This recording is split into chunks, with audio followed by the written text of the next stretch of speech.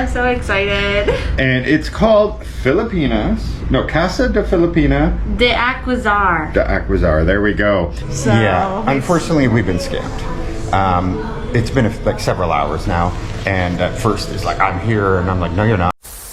What is wrong with you? What type of woman are you? I've never been to Bataan, but now I feel like a lot of women in Bataan are like this. I'm an American, and yes, we have an image that sometimes we cheat and stuff, but I didn't cheat on you. I'm not that American, and yet you cheated on me, not with just Ace, but 2 other guys, and you're cheating on Ace too right now, and he doesn't know. What's wrong with you?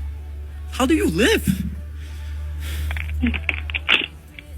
And look, you can't even show yourself on the video because you're ashamed of your image only, not who you really are. You just don't want people to know the truth. My Filipino wife is sending money to the Philippines for 30 years. It is a black hole.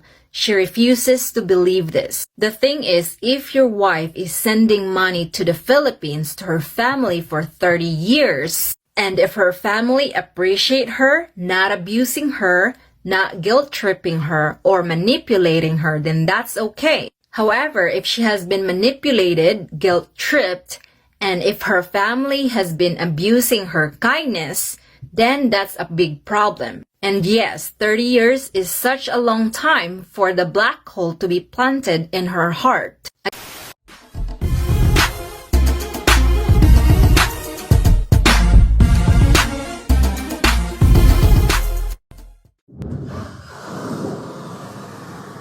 Hello everyone and welcome back to the channel.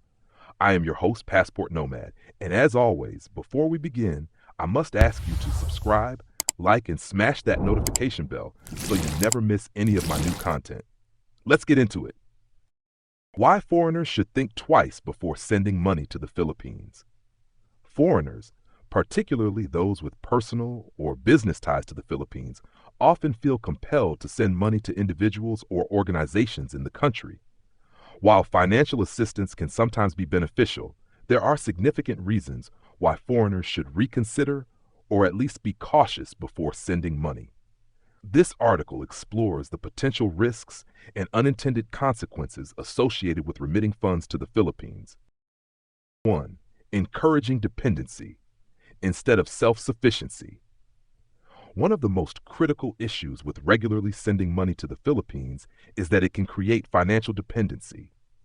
If an individual or family becomes reliant on foreign remittances rather than developing their own sources of income, it can discourage self-sufficiency and economic independence. This is particularly problematic when able-bodied recipients choose not to work or invest in sustainable livelihoods because they expect continued financial support. 2. Risk of scams and financial exploitation. The Philippines has a well-documented history of financial scams targeting foreigners. These include romance scams, fake business investments, and fraudulent charity appeals. Some people, both individuals and organizations, exploit the generosity of foreigners by fabricating sob stories or exaggerating financial difficulties to receive money. In many cases, once a foreigner starts sending money, they may be manipulated into giving more, sometimes draining their savings. 3. Misuse of funds. Another common problem is that the money sent is not always used for its intended purpose. Some recipients use remittances for unnecessary luxuries, gambling, or other non-essential expenses, rather than for education, healthcare, or business investments. Without accountability, funds meant to help someone in need may instead contribute to reckless spending habits. 4. Corruption and lack of transparency. If foreigners are sending money to charities or organizations in the Philippines, they must be wary of corruption. Many organizations lack transparency regarding how funds are used.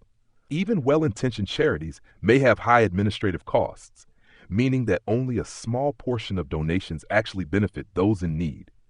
In some cases, local officials and middlemen take a cut, leaving little for the intended recipients. 5. Legal and tax implications.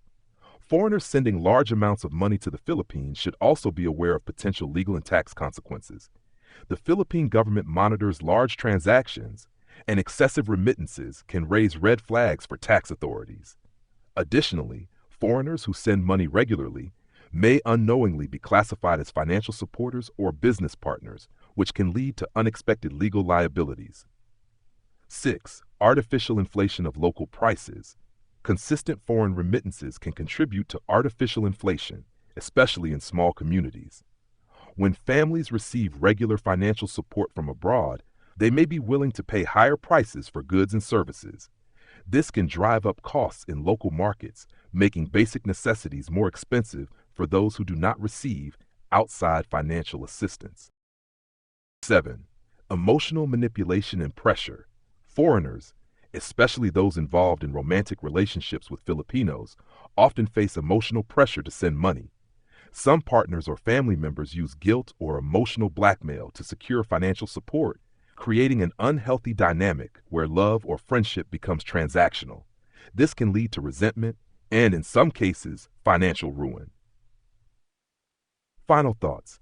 While there are certainly legitimate reasons to send money to the Philippines, such as supporting family members in genuine need, investing in a business, or donating to reputable causes, it is essential to do so with caution. Foreigners should ensure that their financial support fosters independence rather than dependency. Verify the credibility of individuals or organizations before sending money, and establish clear boundaries to avoid exploitation.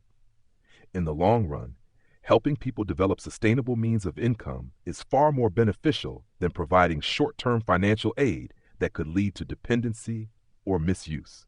I hope that helps you make the right decision if you're thinking about sending money, not just to the Philippines, but to any other country as well. Be aware, be safe, and stay informed. Well, that's the end of this video. Thanks for watching, and I'll see you in the next one. Don't forget to subscribe, like, and share.